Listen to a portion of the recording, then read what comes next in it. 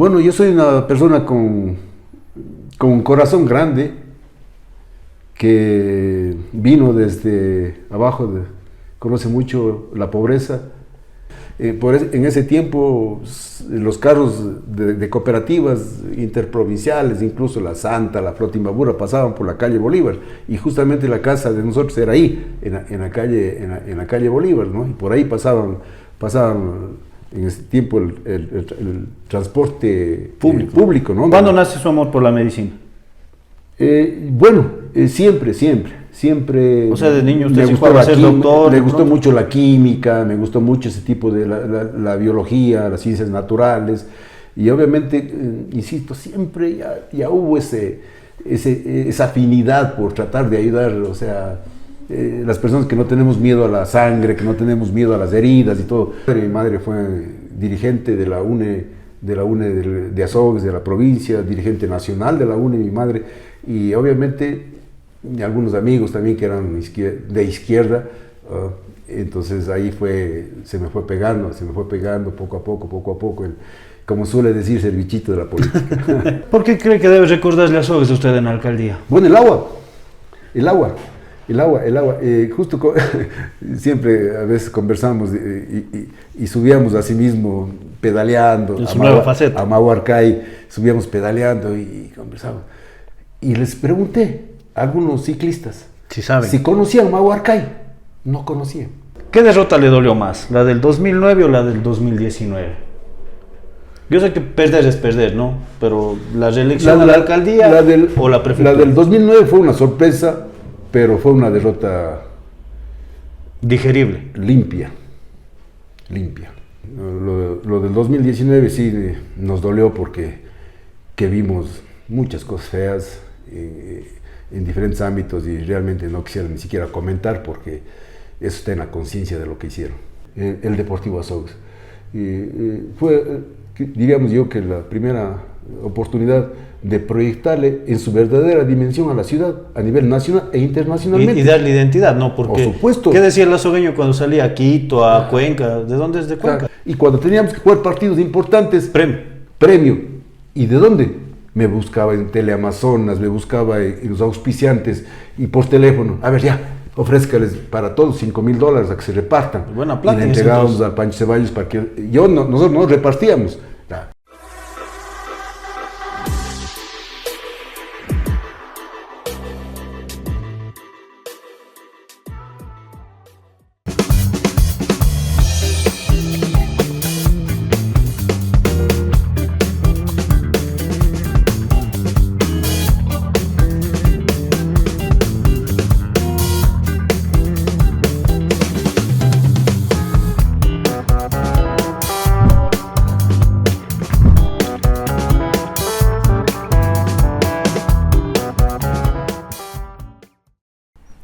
A todas las personas que se conectan con Ecos del Cañar, bienvenidos a un programa más del Otro Perfil. En esta oportunidad contamos con la presencia del doctor Víctor Hugo Molina, exalcalde de la ciudad de Azogues, político de gran trayectoria en nuestra ciudad, también dirigente sindical en algún tiempo y también médico, sobre todo, que ha ejercido su profesión durante varios años. Doctor, bienvenido, muchas gracias por aceptar nuestra invitación.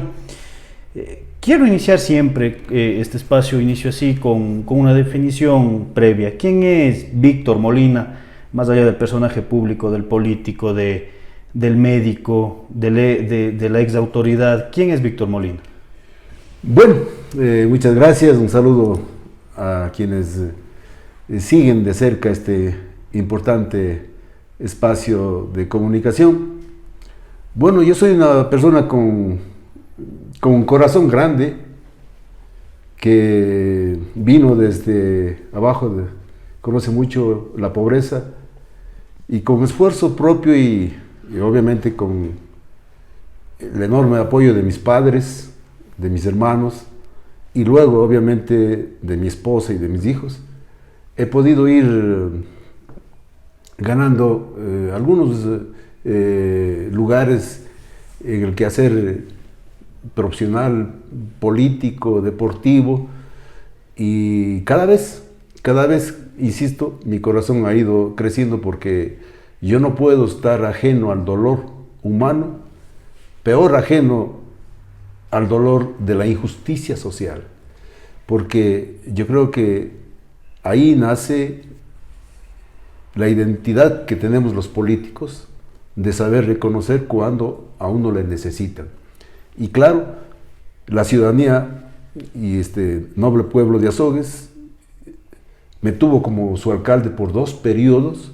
Yo creo que es lo mejor que me pudo haber pasado en la vida a mí, porque me dio la oportunidad precisamente de dar todo mi trabajo, mi esfuerzo, mi dedicación para tratar de aliviar los principales problemas de nuestra sociedad. Y por eso que soy feliz, vivo feliz, tengo muchísimos amigos, tengo una familia increíble, tanto mis hermanos, sus familiares, mi esposa de toda la vida, mis hijos, mis nietos, así es que realmente a estas alturas de la vida, Álvaro, me siento realizado. Doctor, ¿dónde nace? Bueno, yo nací en el hospital 4 de noviembre de Azogues. ¿Dónde es la policía ahora? Donde es la Policía Nacional, ahí nazco, o sea, yo soy verdaderamente azogueño. Azogueño de nacimiento. De nacimiento, de nacimiento, sí, sí. sepa como se dice comúnmente. ¿En qué sector crece? Bueno, yo soy del barrio de abajo, del barrio Simón Bolívar, que se llamaba en ese tiempo. Empresa Eléctrica. Un poquito más arriba, por la escalinata sur, ahí mis padres tenían una casita viejita, ahí crecimos. ¿Qué número de hijo es? Yo soy el cuarto de siete hermanos. El de la mitad más o menos. Exacto, o sea, somos 3 varones y 4 mujeres, y yo estoy justo en la mitad, por eso que recibo el cariño de mis mayores y de los menores. ¿Y cómo era el barrio en ese entonces? Porque, a ver, usted que fue autoridad sabe bien que poco a poco se va haciendo el desarrollo, poco a poco se va haciendo la ciudad en sí, pero en ese entonces ¿cómo era? Bueno, con la escasez de recursos. Ese barrio prácticamente ya era el barrio sur, el barrio casi lejos. Terminando la ciudad. Casi lejos del centro, desde el parque, era lejos de allá, ¿no? En ese tiempo los carros de cooperativas interprovinciales, incluso la Santa, la Flota Imbabura, pasaban por la calle Bolívar, y justamente la casa de nosotros era ahí, en la calle Bolívar, ¿no? Y por ahí pasaban en ese tiempo el transporte público, ¿no? Y bueno, en ese tiempo no habían tampoco muchos carros, así es que jugábamos la pelota, el indoor, en la calle, y no había problema. ¿Y calle de tierra? Calle La Estrada, y después teníamos que estarnos sacando los pedacitos de lastre, porque yo era arquero, obviamente, yo era arquero todo el tiempo desde que estuve en la escuela, en la selección de la escuela Emilio Abad, era arquero, y claro, después ya conforme fui creciendo también participaba ya en los campeonatos locales, en fin, como arquero. O sea, siempre fue mi posición. No es de que a mí me invitaban y como era tan malo me ponían de arquero. No, para nada. Para quienes recuerdan mi paso deportivo por las diferentes canchas de Azogues, bueno, realmente era un arquero. ¿Quiénes eran su grupo de amigos de ahí del barrio? ¿Quién era la gallada? Bueno, como siempre la amistad se hace con los vecinos. Eso es propio. Usted tiene los amigos de la escuela y tiene los amigos del barrio, pero más se lleva con los del barrio. Con los del barrio, son la familia Flores, la familia Pérez, la familia Castro, eran familias de nuestro entorno. Entonces, con los que éramos de la misma edad, éramos los jugadores de la pelota, porque esa era nuestra única diversión, jugar la pelota. Y hacíamos rápido el deber. Mi madre me daba un jarrito de mote, ¿no?, para que llene el estómago por la tarde. Hacía el deber y decía, sí, hiciste el deber, puedes ir a jugar. Y ese tiempo era la disciplina, ¿no? O sea, 6, 7 de la noche, a la casa todos, y el que no llegó, aguantaba. Bueno, en ese tiempo había doble jornada de clases. Entonces, y salíamos por lo regular a las 4 de la tarde, nos tomaba una hora y media hacer y a jugar la pelota. De noche poco, pero bueno, a veces sí nos daban el permiso para jugar ya los juegos de barrio con también las mujeres vecinas, también jugábamos a los juegos que normalmente se hacían en el barrio. ¿Alguna travesura que recuerde de niño? Y una vez me caí del carro por hecho el equilibrista. Pues esto es anecdótico porque mis primos vivían más abajo y tenían una camioneta.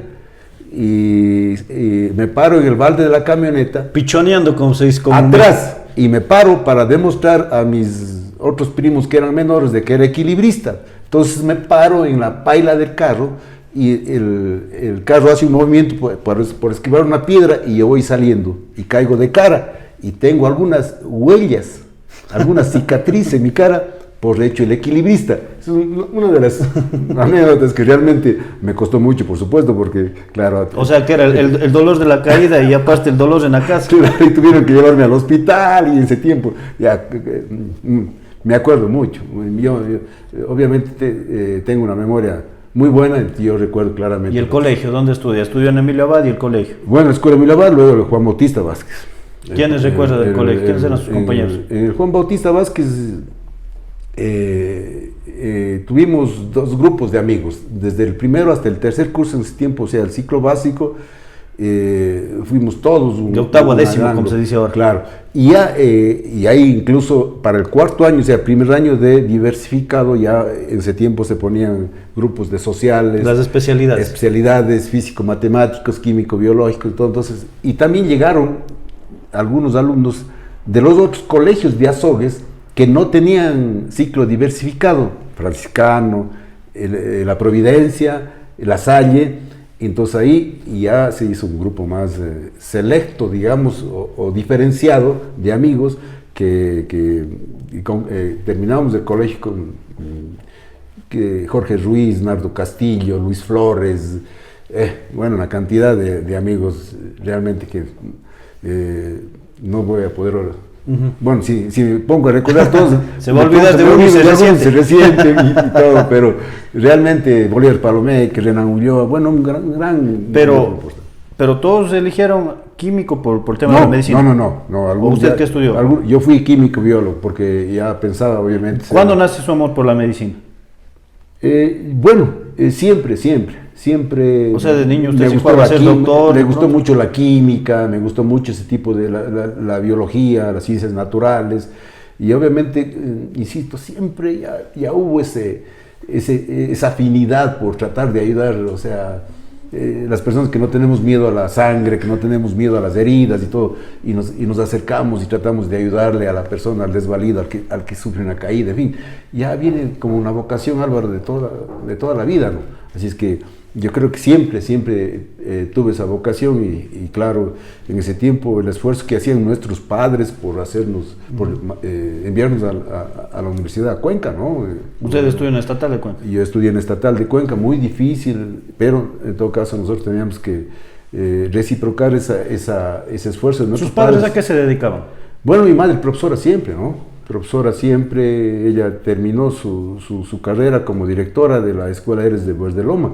18 años, un poco más, fue directora de la Escuela Héroes de Verdeloma de Biblán, pero después de haber... en ese tiempo recorrían casi toda la provincia para tener Ella empezó en Guayeturo, donde tenía que entrar una vez al año en caballo. Ahí nacieron dos de mis hermanos nacieron en Guayeturo, porque ahí tenía que irse con mi papá, ¿no? Y se hacían pan ahí del cura y del teniente político y todo, y como ellos eran la gallada, pero pasaban ahí porque, ¿no? Insisto, desde Ducur se iban en caballo, entonces no podían salir cada mes, tenían que entrar y salir cada año, así es que, y mi madre obviamente... O sea, las vacaciones básicamente. Tuvo un trayecto muy amplio en el tema de la docencia. ¿Y su padre a qué se dedicaba?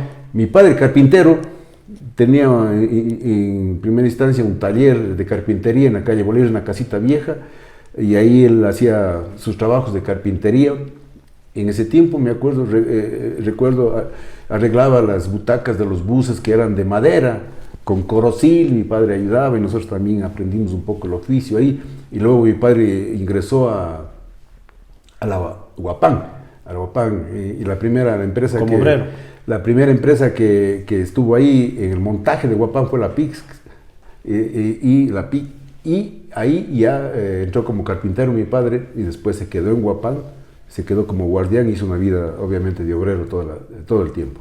Bien, doctor, y ya irse a la estatal en Cuenca, ese trayecto, y también la situación política del Ecuador, a más de la medicina, ya le empieza a pinchar el tema político ahí. Yo fui un militante de izquierda en la universidad, ¿no? Y eso es De los... ¿Cómo?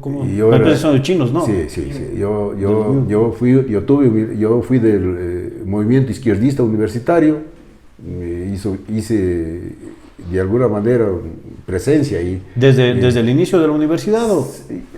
Prácticamente, no desde el inicio, porque siempre en medicina en Cuenca obviamente es muy difícil hacer político, dedicarse de primera instancia sino tener asegurado el ciclo. Ahí había que asegurar el primer ciclo, y el segundo ciclo ya se podía hacer una cosa. Lo mismo, pasar el segundo año, que era lo más difícil, anatomía. Y ya del tercer año ya empezábamos ahí, pero no fue una militancia activa, decidida, pero bueno, en todo caso... Pero salía a los paros de pronto ahí. Sí, sabíamos.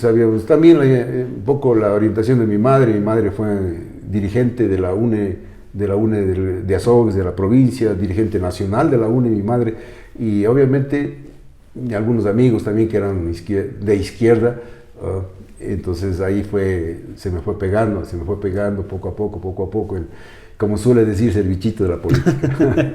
¿Y sus padres qué le decían? ¿Que está bien? No, siempre, sobre todo mi madre, siempre.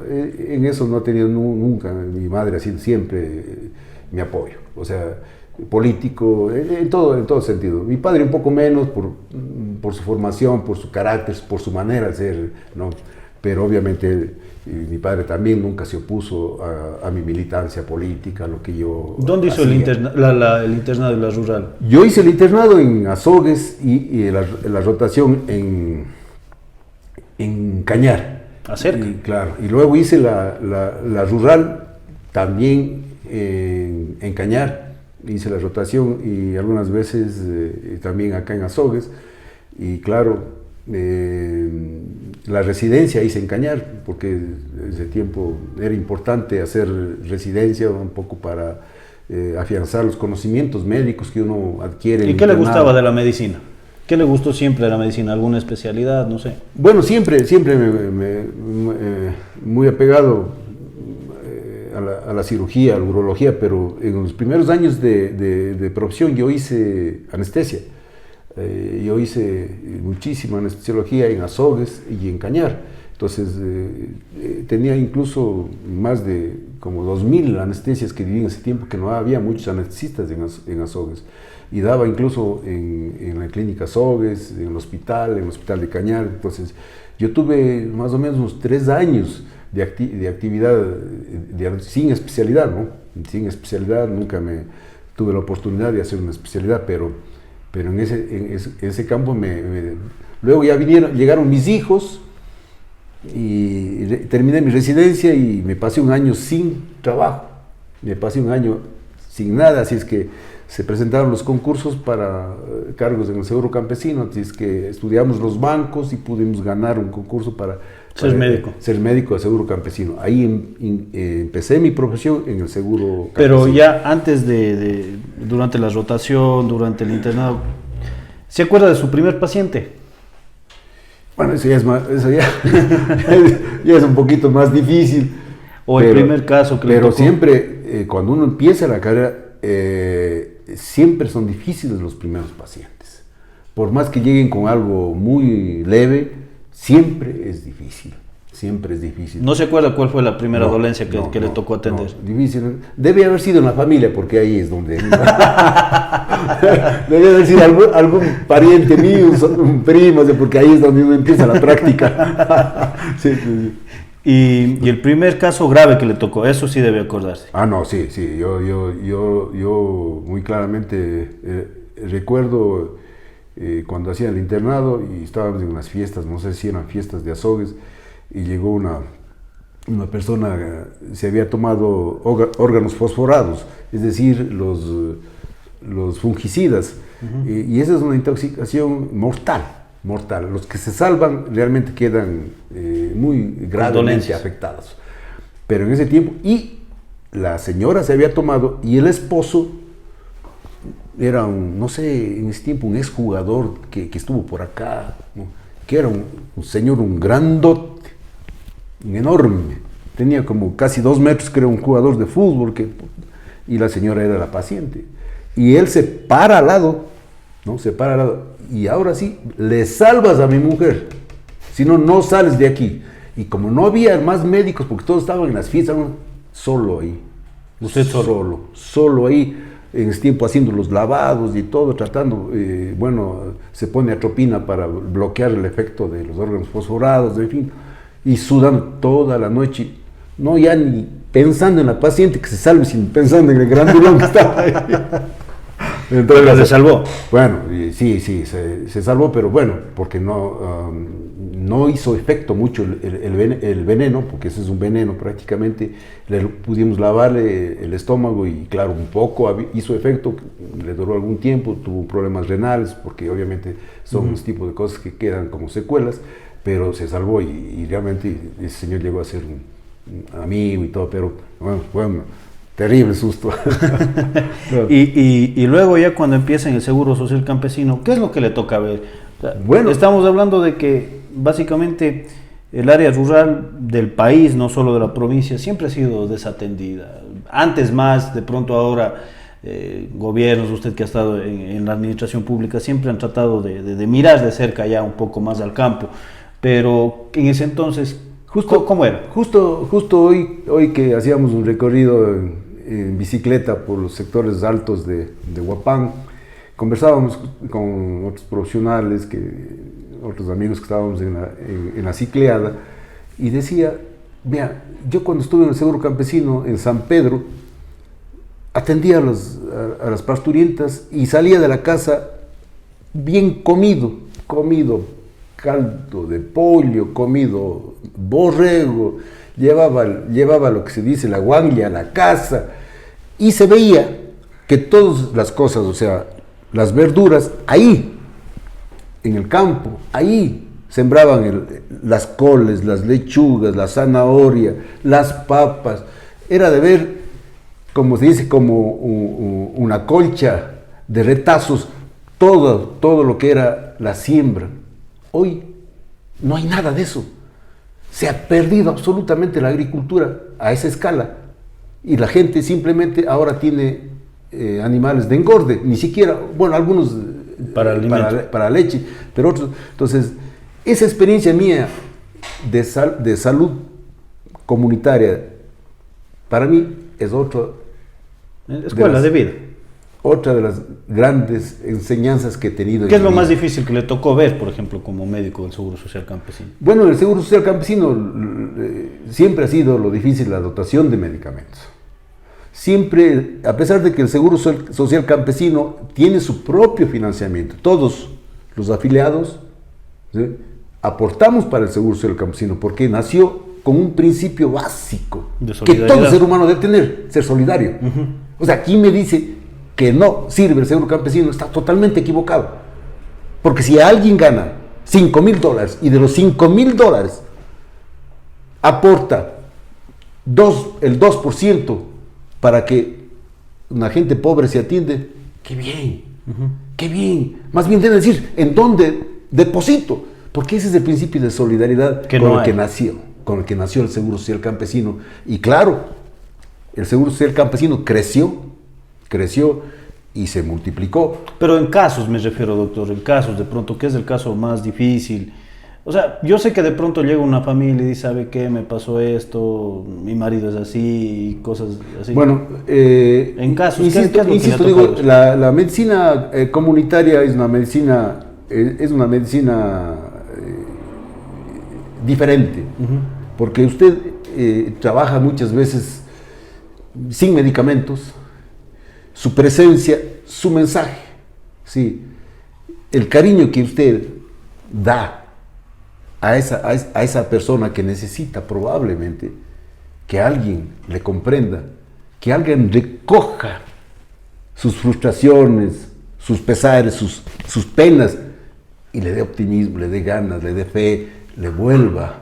Entonces, y nosotros pensamos que esos son problemas de la sociedad moderna, que el estrés, que no, de la ciudad. Perdónenme, eso no es de la ciudad, es de todo lado. Y usted encontrarse con problemas serios en el campo y obviamente sin tener la visita al psicólogo. Y ahí es más, no, y ahí es más porque ellos de pronto sufren eso, pero no saben de lo que se trata. Claro. Y obviamente a usted le va dejando una muy buena experiencia en el campo de la medicina. Y claro, lo más difícil es, obviamente, insisto yo, a veces la disponibilidad de medicamentos y de insumos que a veces siempre se retrasaba la entrega, en fin, por problemas que siempre han existido, que no dependen del médico ni de quien está administrando la institución, sino a veces ya son políticas muy centralizadas. Ese ha sido el grave problema de la centralización de las políticas públicas, no solamente en el Seguro Social, sino en el Ministerio de Salud Pública, en todo lado, el centralismo que realmente calcula todo para su beneficio y después los de la periferia. Entonces, pero en todo caso, insisto, a pesar de esas vicitudes, de esas limitaciones en el campo, suelen decir la vida es más sabrosa. Yo diría, se ejerce la producción de mejor manera. ¿Y de ahí cuántos años pasó en el Seguro Social Campesino? Bueno, en el Seguro Social Campesino yo paso 5 años. 5 años estuve en dispensario de La Dolorosa, Chocarpamba se llama. Y venía en carro y me quedaba en el Buerán. Y en ese tiempo, obviamente, recién casado, tenía que, bueno, con sueldito, no podía comprar una moto, un carro, nada. Tenía que bajar 5 kilómetros caminando y subir. Y a veces en pleno Buerán nos cogía las aguas. Sí, nos cogía las aguas y llegábamos todos mojados por la tarde, por la noche, ¿no? A encontrarse con los niños pequeños, con nuestros hijos. Y con ese viento y el frío. Ya, claro, y a veces uno llegaba mal genio y la señora, ¿y por qué vienes mal genio? Decíamos, ¿no? ¿Con quién te vienes peleando? Deja los problemas afuera. Y claro, obviamente siempre el cariño, el abrazo de la esposa y un abrazo a nuestros pequeños hijos es lo que nos reanimaba. De ahí pasa al seguro mismo. Ahí me presento a un concurso yo para médico tratante del Seguro Social, luego de falleció en un accidente un colega amigo, y gano también el concurso para, no había cómo hacer los pases administrativos porque son instancias administrativas totalmente diferentes del Seguro Campesino, del Seguro General, así es que participo en un concurso de esa plaza y después de un tiempo logro acceder ya como médico tratante en el dispensario que era aquí, en la calle, en la calle Vintimilla y Ayacucho. Ahí era nuestro dispensario. ¿Dónde está actualmente la dirección administrativa? La dirección general, dirección provincial, perdón. Entonces, claro, ahí éramos pocos médicos en ese tiempo y claro, teníamos ya servicios de emergencia y todo. Entonces, ahí empezó mi dilatada vida profesional como médico tratante de acá. Y ahí empieza también su vida política. Sí. Diríamos que casi de la mano. ¿Por qué? Porque yo ingreso en el 86 y en el 87 ya me nombran secretario general del Sindicato de Trabajadores del Seguro Social. Del Seguro Social, que involucraba al Seguro Campesino, el Seguro General. Y un año después me nombra secretario general del CONATIES, que era la Confederación Regional de Trabajadores del IES, que incluía a los empleados, los trabajadores, porque éramos bajo el Código de Trabajo nosotros, no éramos de la ley del servicio civil, sino el Código de Trabajo. Estuve yo como secretario general del CONATIES Regional 6, asimismo por el lapso de casi 2 años. Insisto que incluía a los trabajadores de Azoay, Cañar y Morona, Santiago. ¿Y ahí armaba relajo usted? Sí. Ahí peleábamos, sobre todo en las luchas del Seguro Campesino. Recuerdo yo que andábamos con un megáfono, solos. Las más grandes y multitudinarias marchas que hicimos con los afiliados del Seguro Social Campesino fueron las que nosotros convocábamos en aquella básicamente en el 87, en el 88. Los que tienen memoria recordarán, llenábamos las calles de Azogues, ¿no? Con afiliados del Seguro Social Campesino. ¿Y con el Seguro Social Campesino de pronto participó en el primer levantamiento indígena del 90 o no? Bueno, no. No participamos ahí porque la lucha del Seguro Social Campesino se fue diferenciando muy claramente. Diríamos que no es un grupo, no es un sector social apolítico, porque luchar por las causas del Seguro Social es político, sino no tenía ese encuentro politizado, no partidista. Y claro, era mucho más noble eso, ¿no? Yo incluso jamás pensé ingresar en política partidista, jamás de los jamás. Pero ¿afín a qué partido era usted en ese entonces?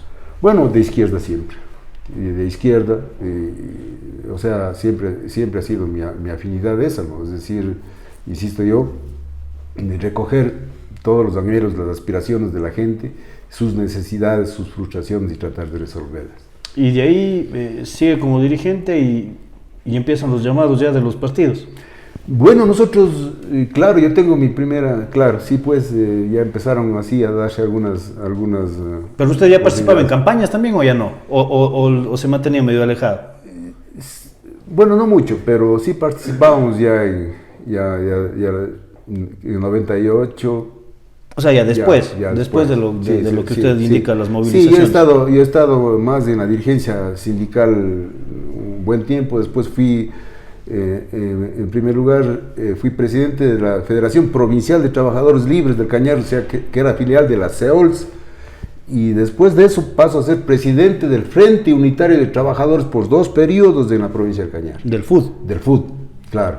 Yo soy desde el 92 hasta el 96 presidente del Frente Unitario de Trabajadores del Cañar.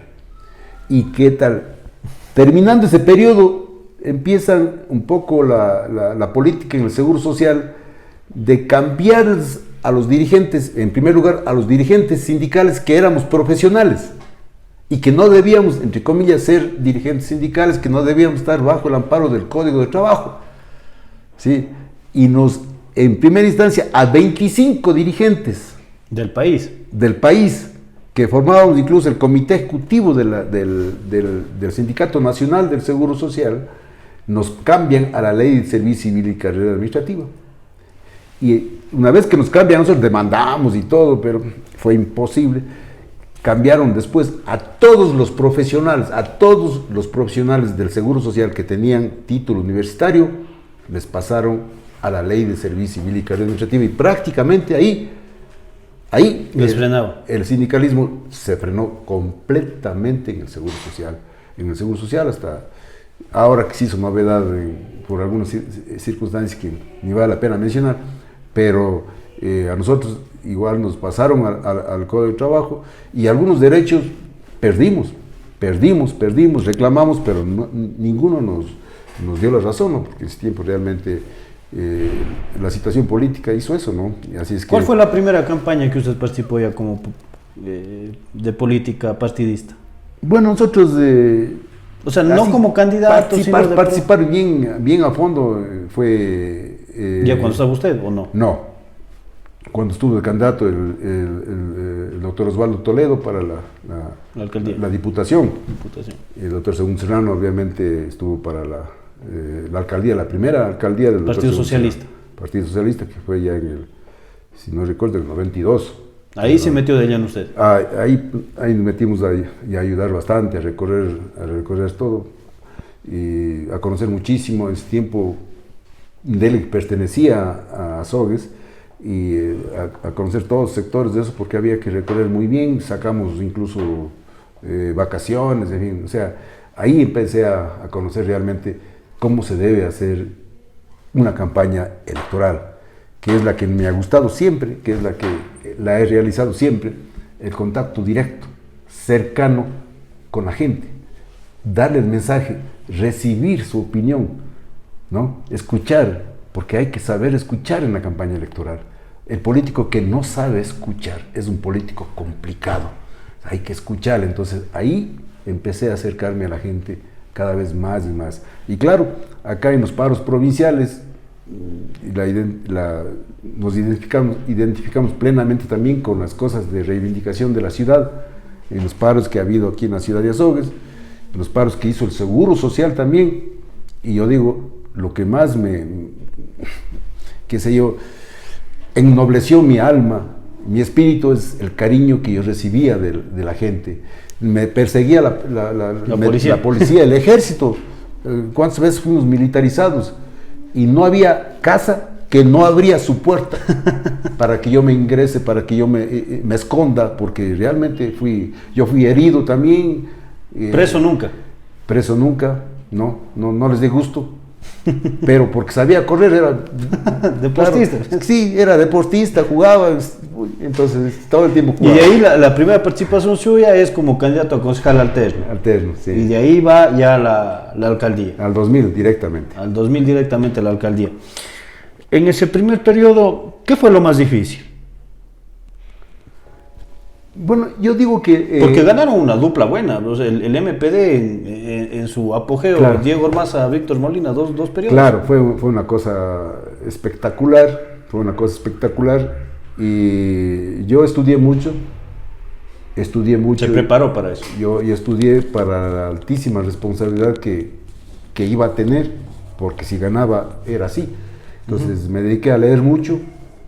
Y lo básico es leer a alcaldes exitosos de la línea política. Entonces yo recuerdo muy claramente de Tabaré Vázquez de Montevideo, Uruguay, que llegó a ser presidente de Uruguay. Entonces las políticas exitosas de él en materia de, por ejemplo, de disposición de desechos sólidos, el tratamiento integral de los desechos sólidos. Porque en ese tiempo cuando yo ingresé habían basurales en las esquinas, unos tarros grandes y tantas cosas. Y empezar a cambiar un poco esa mentalidad de la gente de que hay que botar la basura en una esquina o hay que ir a botar en el río. Entonces, yo tuve que estudiar muchísimo para realmente comprender los fenómenos locales. Pero ya una cosa es, por ejemplo, estar en la calle reclamando y otra cosa es ya dedicarse otra cosa es administrar. Completamente. Y de pronto con un pequeño congreso, que digo yo, el consejo municipal, son 7 concejales, claro, y de pronto claro. Yo tuve, trabajan o no dejan trabajar en algunos casos. Claro, yo recuerdo como anécdota el día en que, al siguiente día que gané la alcaldía en el año... La primera, fue en abril del año 2000, las elecciones fueron domingo y había el lunes una asamblea de la UNE en Escuela Emilio Abad, que era obviamente la fortaleza nuestra, de Diego Ormaza y de Víctor Molina. Entonces fui allá a agradecerles. ¿Y todos pidieron cargos? No. Y bueno, ya con micrófono, chéverísimo, un buen mensaje a los profesores. Y salimos a la marcha. El siguiente día, y salimos a la marcha. Y se acerca un profesor y me dice, doctor Molina, dice, usted aquí andando en la marcha, y ya los concejales le armaron una mayoría en contra. Pero ¿y qué podía hacer? Si yo fui nombrado alcalde, no para pelearme con nadie, peor con los señores concejales. Pero le tocaba hablar, le tocaba dirigir, ¿no? Yo no sabía realmente que había que esa misma noche salir a verle a un concejal para ofrecerle esto, al otro concejal para... No. O sea, ¿nunca ha presionado usted para los dos periodos? Para nada. Y que le tocó buenos concejales, entonces, ¿no? A comparación de los últimos consejos municipales. Yo no voy a opinar de los señores concejales que no han estado conmigo, pero yo sí voy a opinar de los concejales que estuvieron los 9 años en 2 periodos. Me saco el sombrero. Me saco nivel completamente distinto. Qué calidad. Y tenía que cada uno de ellos ir preparado para las sesiones. Porque el otro le decía y le tomaba la lección. ¿Cuál fue la sesión del consejo más dura que ha tenido? Muchas. O sea, cae dentro de las anécdotas, pero me gusta contar una que es muy especial.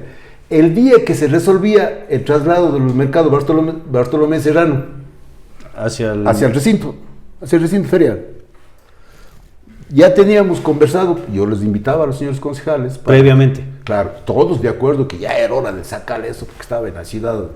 Ya todos recordarán lo que era Azogues. Todo era lo que era. Sí, pues. todo lo que era Azogues del centro era realmente lamentable la imagen de nuestra ciudad, incluso en el tema de salubridad, en fin. Ya hicimos los arreglos del recinto ferial, nos tocaba sacar, bueno, pero la situación era que había que resolver en el Consejo Cantonal para que no existan problemas legales después. Entonces convocamos y hablamos con los señores concejales y los concejales estuvieron todos de acuerdo, todos, conscientes, o sea, todo el mundo decidido. Convocamos a la sesión, que íbamos a pensar, que nos llegarían 200, 300 vendedores al Consejo Cantonal. Entonces algunos abogados, cuyos nombres no quiero decirlos,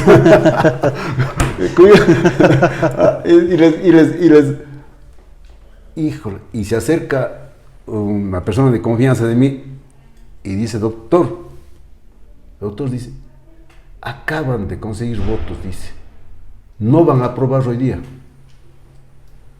¿Cómo? No. Y si yo ponía en consideración, obviamente no se iba a aprobar y se caía todo. Y cuando pide la palabra un comerciante, había un comerciante, no quiero dar nombre, dirigente, que era insoportable, diríamos, caía ya sus intervenciones en la insolencia. Era un insolente este tipo. Se para y empieza muy suelto de huesos a hablar y a portarse agresivo. Y yo ya estaba con eso de que no había ya los votos, porque los señores concejales estaban también ahí presionados, y habría que considerar también, estaban presionados por la gente. Entonces yo digo, vea usted qué se cree aquí viniendo a tratarse de modo al ilustre Consejo Cantonal, no hay las garantías, suspendo la sesión. Ya ahí voy corriendo y salgo por la puerta lateral, suspendida la sesión. Nada, era nada, ya, y suspendo la sesión. ¿Y cómo que extraordinario? Y no se trató. Entonces, vuelvo a convocar a los señores concejales y ellos mismos me cuentan, realmente las presiones que tenían, de alguna manera sí justificaban, porque el concejal también es un político, un ser humano que tiene a veces hasta familiares, vendedores, en fin. Entonces digo, de pronto tienen intereses, ¿no? Vamos, lo común. Vamos a hacer con ustedes algo que nos permita realmente aprobar la salida del mercado. Vamos a convocar, como la ley nos permitía, 24 horas, pero no nos dice desde las 24 horas, sino 24 horas, yo los voy a convocar en extraordinario, con ese punto del orden del día, ¿sí? Pero por favor que no se diga nada. Bueno, antes no había las redes sociales, no había nada. Así, un día de esos, qué sé yo, miércoles para el jueves, pum, pum, pum, sesión extraordinaria con único punto del día. Hasta que empezaron a llegar los comerciantes y aprobamos. ¿Con todos? Por la ciudad había que hacer así. Con todos los votos. Claro, ya con todos los votos. ¿Qué concejal le fiscalizaba más? Porque eso sabe molestarle al administrador. Bueno, no había aquí se confunden mucho los términos de fiscalización con oposición, yo prefiero decir que las sesiones nuestras, la alcaldía, nuestra presencia, pero básicamente las sesiones de consejo para mí igual fue una enseñanza, aprendizaje. O sea, yo aprendí mucho desde controlar el temperamento, Álvaro. Usted tiene que saber controlar el temperamento porque si no uno le cae a silletazos a otro, en fin. Pero eso. ¿Y qué pasó, no? No sé, supongo. Pero en nuestro tiempo, cosas muy interesantes, cosas muy buenas. Insisto yo, de los concejales de Azogues. Los dos. ¿Cuántos consejos le tocó? Porque parece que se elegía 2 años. Claro, algunos concejales, incluso yo llegué con concejales que ya estaban 2 años. Claro, entonces terminaron, bueno, muchísimos concejales, pero ellos sabían muy claramente que no me iban a pedir nada porque sabían que Víctor Molina no estaba en ese plan de dar nada a nadie, sino simplemente poner un objetivo de la ciudad adelante, ponerle como lo principal, y tenemos que caminar con ustedes, ¿sí? Si es posible de la mano con ustedes para conseguir ese objetivo de la ciudad. Y que de sus concejales fueron alcaldes luego, presidentes de la asamblea, asambleístas. Hemos tenido todo, porque obviamente es una escuela política interesante el Consejo Cantonal, y bien llevada una concejalía, pues obviamente es una catapulta para un escalón para otros cargos políticos y todo, de tal suerte que realmente yo valoro muchísimo a los concejales que todavía están entre nosotros, a los que lamentablemente ya no están entre nosotros y que les recordaremos siempre, pero que realmente fueron un pilar en nuestros 9 años, porque recordará usted que a nosotros nos prorrogaron un año, 9 años de las dos administraciones, y que nos permitió... El alcalde que más tiempo ha estado es usted, sí, ¿no? Sí, y nos permitió hacer obras importantes para la ciudad. ¿Por qué cree que debe recordarle a Azogues usted en la alcaldía? Bueno, el agua. Siempre a veces conversamos y subíamos a sí mismo pedaleando a Mahuarcay, subíamos pedaleando y conversamos. Y les pregunté a algunos ciclistas si conocían Mahuarcay. No conocían. Y les pregunté, cuando reconstruimos el estadio municipal Jorge Andrade Cantos, subían a ver, doctor, subíamos todos los días. Imagínense. El herido de muerte. Imagínense lo que es esa diferencia. O sea, usted básicamente la obra que no se ve, que es el agua potable porque está bajo tierra, etcétera, esa cree que es por lo que le debería recordar a Azogues. Bueno, yo creo que incluso fuimos premio nacional el tema del reordenamiento urbano de la ciudad, porque se compararon las fotos de lo que era Azogues y con la reubicación de los mercados, ¿no? O sea, realmente Azogues cambió totalmente. Definitivamente hicimos buenas inversiones en el plano ya urbanístico, el tema de la calle Bolívar, muchas obras, la plazoleta, el centro comercial, en fin, es decir, cambió absolutamente la imagen. Obviamente que lo principal fue las obras de infraestructura, pensar en el alcantarillado, agua potable, hacer el alcantarillado a la parte alta de la ciudad, porque eso fue lo primero recurso que conseguimos en el Fondo de Solidaridad en esa época, porque si no caía todo, bajaba todo el astre, la tierra, cuando llovía desde la parte alta de la ciudad al parque, y usted encontraba ahí en volquetas recogiendo ese tipo de materiales porque no había un alcantarillado pluvial. Sacamos todo eso hacia la quebrada que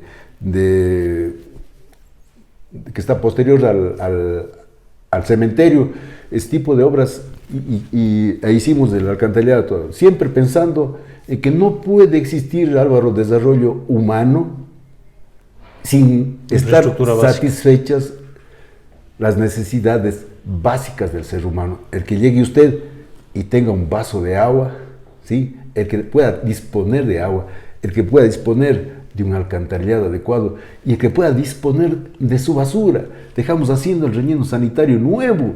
Vea usted, obras realmente grandes de millones de dólares. O sea, no solamente fue el agua, no, fueron obras realmente grandes de la ciudad que, claro, posiblemente la juventud, posiblemente las nuevas generaciones no saben que el momento en que abren el grifo y toman un vaso de agua, ¿sí? Fue nuestra gestión. Y claro, indudablemente fue nuestro compromiso, nuestra formación ideológica, ¿sí?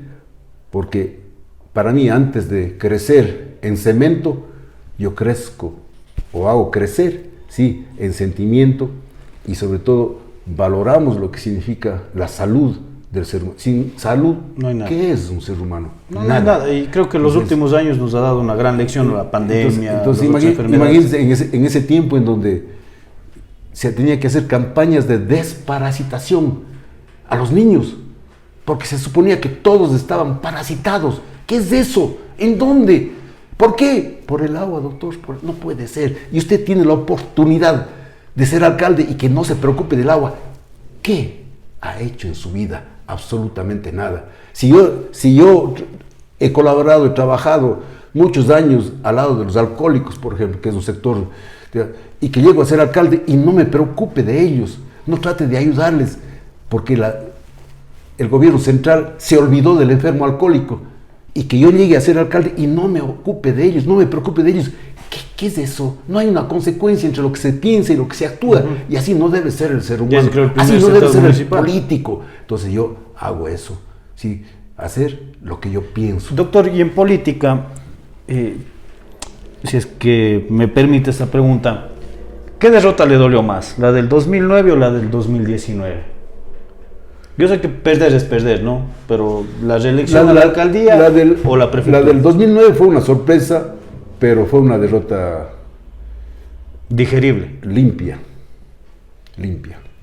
Porque obviamente fue un factor político increíble en ese tiempo, la popularidad que tenía Lucio Gutiérrez, la lista 3 y todo cosas, y fue una victoria. Realmente nos descuidamos por primera vez votábamos jóvenes de 16 a 18 años. Si bien es cierto, era un voto facultativo, pero votaron muchos.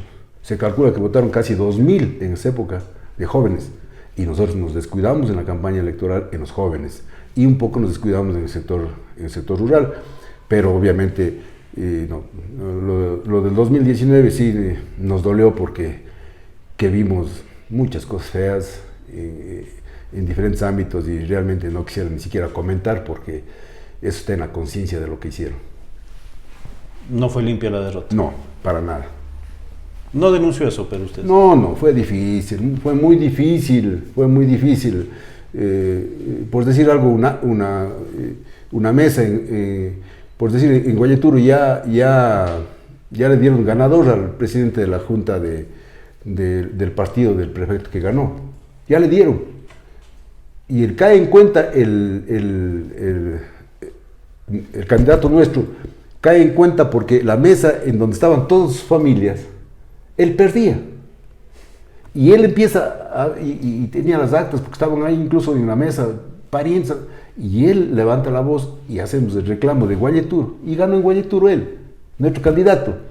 O sea, realmente no quisiera entrar en detalles porque a mí me dicen que puedo estar yo todavía respirando por la herida. Pero a mí, limpiamente, el que me ganó en el 2019 no me gana. Limpiamente a mí no me gana. Doctor, ¿y usted está retirado de la política o no? ¿Se puede retirar de la política alguien o no? No, imposible. Estamos haciendo política este rato. ¿Qué pasa? No, yo creo que, no sé, las circunstancias le llevan al político. Nunca puede uno decir que no. Usted ve que personas realmente de mucha más edad que yo han vuelto a la arena política, han ganado muy fácil. El presidente de Estados Unidos tiene más de 78 años. Sí, tiene 78 años. Hay alcaldes mucho mayores. El Chato Castillo en Loja creo que ganó con 60 y pico más. Entonces, no mucho más. Entonces hay gente que, y como siempre suelen decir nuestros mayores, la juventud está en el espíritu. Entonces yo me siento todavía joven. Un cartucho más. Sí, o sea, estamos acá. En política no se puede decir está o no es de beber. Habrá que esperar, ver cómo se presenta la situación. Claro que es completamente diferente ahora. Muy difícil con estamos en la era de la tecnología. Y el poder económico. Y el poder económico, obviamente, y usted ve cómo ingresan ahora hasta capitales de dudosa procedencia para facilitar la ganancia de determinados candidatos y luego cobrarles en obras. Se ha visto ahora, o sea, realmente la situación es muy difícil. Y justo hoy día me preguntaba un colega, decía... Y otros decían, el terreno que tenía de herencia, ¿qué pasó? Digo, en el 2019 tuve que vender porque quedé endeudado de la campaña. Y así es, uno se ha desprendido a veces del patrimonio de los hijos de uno por la política, pero ya se dio, pero jamás ha hecho algo que esté reñido con la ley o pedir dineros mal habidos para financiar una campaña. O reunir durante la administración de coimas y porcentajes. Y salir con fundaciones. Y salir después a tratar de lavar el dinero en la política. Tampoco eso. Doctor, y si le digo una pregunta, el Deportivo Azogues, ¿qué significó en su vida? No, eso es, o sea, realmente una cosa muy interesante. Hace días o semanas me invitaron jóvenes que estaban estudiando comunicación. Y que estudiaban en Quito incluso, comunicación social. porque habían estudiado el fenómeno del Deportivo Azogues y con gente de Quito que preguntaba del Deportivo, y me invitaron, hicimos un programa para hablar del fenómeno que fue el Deportivo Azogues. Fue, diríamos yo, que la primera oportunidad de proyectarle en su verdadera dimensión a la ciudad, a nivel nacional e internacionalmente. Y darle identidad, ¿no? Porque, por supuesto. ¿Qué decía el azogueño cuando salía a Quito, a Cuenca? ¿De dónde es de Cuenca? Claro. Encima, imagínense lo que era, que íbamos a Ibarra, porque yo así, fueron pocos los partidos que yo me perdía. O sea, usted seguía todo lado. Podía la Contraloría decirme, ¿qué está haciendo en Ibarra el alcalde de Azogues? Perdóname, pero yo estaba en el fútbol, pero... Llegaba usted, ponía el ejemplo de Ibarra, llegaba el ejemplo y se acercaban los azogueños residentes de Ibarra. Y con una camiseta que se conseguían verde, blanco, rojo, o venían con la bandera de Azogues, y íbamos a otras ciudades. O sea, cómo renació la identidad del azogueño a nivel nacional. Y los políticos, por eso podemos dar la vida. Entonces, por eso el esfuerzo que nosotros hicimos, un esfuerzo titánico, porque en el 2007, vea usted lo que significó obtener, o sea, qué sé yo, o sea, conseguir más de $2 millones para pagar los sueldos de los futbolistas en el 2007, sin tocar un centavo. Porque mis enemigos políticos decían que yo estoy tocando el presupuesto del municipio.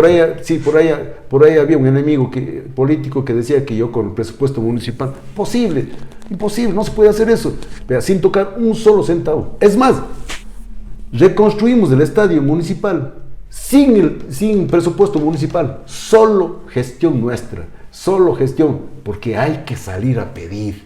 Nadie le viene a dar los recursos, usted sentado. Nunca. Usted tiene que ser humilde y tiene que salir a pedir para todos, para las obras. Yo escuchaba que alguien, un funcionario, recuerda el doctor Vicuña, Leonardo Vicuña, llegó al Banco del Estado, el viernes supe la noticia, el domingo ya estuve en la casa de él en Guayaquil. Así hay que ser, o con otros ministros, o sea, hay que salir y para reconstruir el estadio municipal, que no estuvo presupuestado, porque recordar que todo fue en el mismo año. Todo fue en el mismo año. Es el equipo récord, ¿no? A nivel mundial, en ascender hasta el día de hoy, las 3 categorías hasta el día de hoy nadie le ha ganado ese récord. Y vea usted, conseguimos recursos para reconstruir el estadio en un tiempo récord, porque ya el equipo ya llegaba a la Serie A y no teníamos dónde jugar en Cuenca. Y terminamos jugando en Cuenca las 2 primeras veces. ¿Tiene amistad con algunos jugadores de ese entonces? Por supuesto. ¿Con quiénes, por ejemplo? Sí, o sea, sí, Pancho Ceballos, buen amigo. con quien Gabriel Achiller, el Corozo, el defensa, sí. Bueno, y el resto de futbolistas, si es que tuvieron la oportunidad, ellos saben que con nosotros nunca se atrasaron los sueldos. Se les pagaba puntual. O sea, eso es otra cosa, es darle seguridad, seriedad a un empleado que vive de su salario, de su remuneración. Juega mejor, por supuesto. Y cuando teníamos que jugar partidos importantes, premio. ¿Y de dónde? Me buscaba en Teleamazonas, me buscaba en los auspiciantes y por teléfono. A ver, ya, ofrézcales para todos $5,000 a que se repartan. Buena plata. Y le entregábamos a Pancho Ceballos para que... nosotros nos repartíamos. Entonces, todo gestión. Como digo yo, sacando el sombrero, pidiendo de favor que nos ayuden, por favor, a financiar. Así es para todo. Doctor, ¿y qué sintió usted cuando descendió el Deportivo Azogues, cuando en el 2015 desapareció ya de todo? Bueno, yo creo que el sentimiento es compartido por miles de azogueños que realmente vieron el descenso del equipo en momentos muy difíciles. Nosotros decimos que hicimos todo el esfuerzo, nos dedicamos en cuerpo y alma para que esa representación que era de la ciudad permanezca más tiempo, ¿no? Pero por otro lado es muy difícil tener un equipo de fútbol profesional en Azogues. Los principales auspiciantes nuestros no eran de Azogues, no eran de Azogues. Teníamos los derechos de televisión, que ese tiempo ya empezaron a significar lo principal, pero teníamos que ir a Guayaquil, a Cuenca, en Quito, en todo lado para que nos apoyen, empresas como Super Éxitos, por ejemplo, que nadie sabe cómo así auspiciaba, por ejemplo, Super Éxitos, y esto vale la pena una anécdota, porque supongo que en este programa podemos hacer este tipo de anécdotas por divertida, que es un día que fui a Guayaquil a una reunión. Se acerca un señor a una reunión de la Federación Ecuatoriana de Fútbol. Se acerca un señor y dice que el propietario de Super Éxitos quiere conversar con usted. Encantado, pues, o sea, para ver si es que le da un auspicio. De una. Bueno, el señor José Izquierdo, propietario de Super Éxitos, se acerca, incluso nos invita a comer algo y nos sentamos y cuánto tenga le vamos a apoyar. ¿En qué parte de la camiseta? No me interesa. Pero en Azogues no hay Super Éxitos, no hay nada. No. Pero ya entrando un poco más de confianza, señor Izquierdo, cuéntenos. ¿Qué quiere? ¿Qué pasa? ¿Por qué? ¿Cuál es la motivación? Dice, verá, la verdad, mi doctor le voy a contar, así en estos términos. Dice, mi suegra ha estado haciendo un viaje de Guayaquil a Cuenca, embarazada de la hoy mi esposa, y le coge los dolores, por ahí por Cañar le coge los dolores, y termina mi esposa naciendo en Azogues. Mi esposa es azogueña y me dijo, apenas vi una televisión, Deportivo Azogues, tienes que apoyarles. Así es que yo le busqué a usted, doctor, para apoyar, porque ese es oro de mi señora. ¿Usted cree que se vuelva a levantar ese equipo o ya no?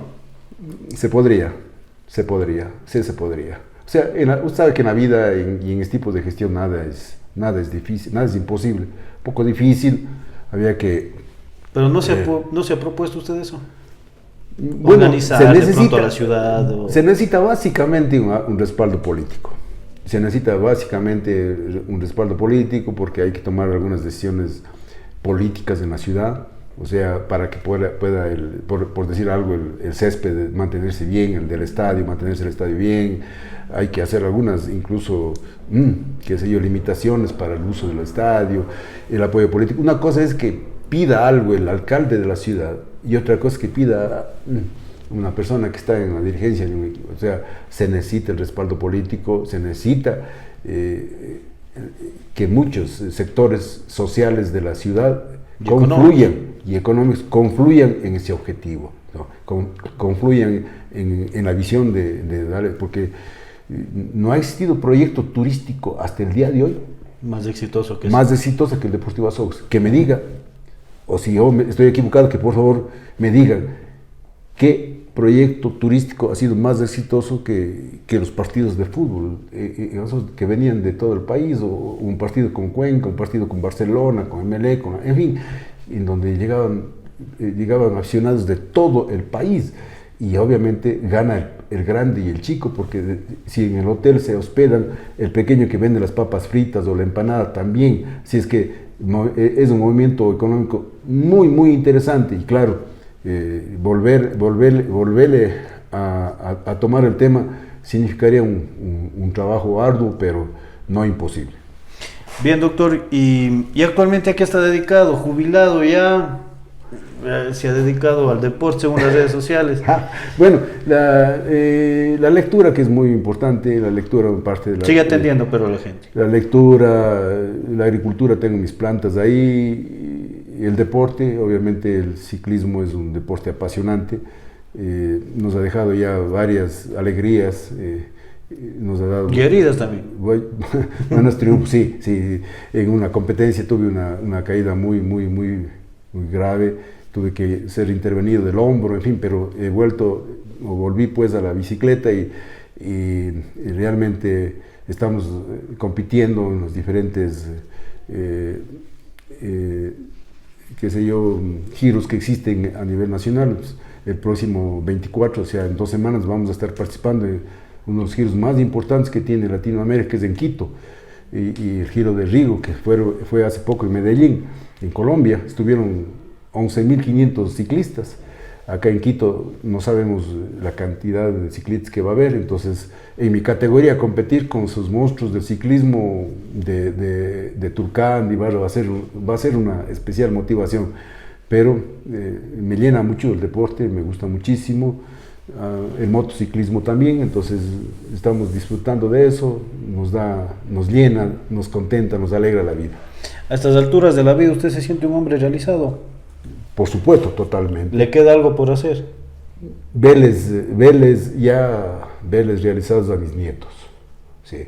Solo eso quisiera que Dios, con su infinita bondad, me permita algún día verles profesionales a mis nietos. Les estoy viendo crecer, les quiero mucho a mis 4 nietos y yo quisiera verles a ellos grandes, formados no solamente espiritualmente, sino también académicamente, que tengan su profesión. Y nosotros como abuelos, mi esposa y yo, haremos todo lo posible para que mis nietos alcancen las metas que ellos se propongan. Bien, doctor, llegamos a la parte final. ¿Cómo se ha sentido? Bueno, chévere, bonito, y solo que no ha habido ni un cafecito, ni agüita, nada. O sea realmente acá el dueño nos ha tratado, bueno, en sentido, pero supongamos que estamos en austeridad. No hay agua, nos están cortando el agua cada rato también. Después de todo, un placer estar acá, Álvaro. Yo sé que la identidad que tiene usted, el compromiso que usted tiene con los verdaderos objetivos de la ciudad, de la provincia, y claro, ¿por qué no decir del país?